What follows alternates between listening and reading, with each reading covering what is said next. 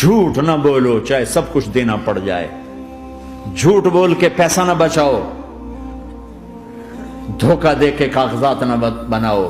یہاں کی لڑکیوں سے اس لیے شادی کرنا کہ میرے کاغذات بن جائیں، اللہ کے واسطے ایسی ذلت کے کام نہ کرو۔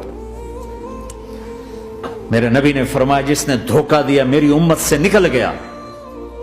نماز چھوڑنے پر کہا اس نے کفر کیا، جس نے نماز چھوڑی کفر کیا، اور جس نے دھوکہ دیا میری امت سے نکل گیا۔ من غش فلیس منا، جھوٹ نہ بولو، دھوکہ نہ دو، سب کچھ چلا جائے جانے دو، سچ کا ساتھ نہ، سچ کا ساتھ۔ ابن خراش رحمت اللہ علیہ کے بارے میں مشہور تھا، زندگی بھر کبھی جھوٹ نہیں بولا۔ حجاج کا زمانہ، ان کے دو بیٹے حجاج کے خلاف جنگ میں شریک ہو گئے، پھر ان کو شکست ہوگی، وہ بھاگ گئے، پھر چھپتے چھپاتے گھر پہنچ گئے۔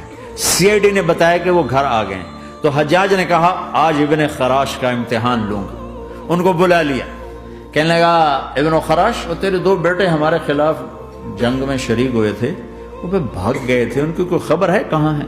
تو انہوں نے مسکرا کر فرمایا کہ حجاج زندگی موت تو اللہ کے ہاتھ میں، گھر آ چکے ہیں، گھر میں ہیں، ابھی یہیں چھوڑ کے آیا ہوں۔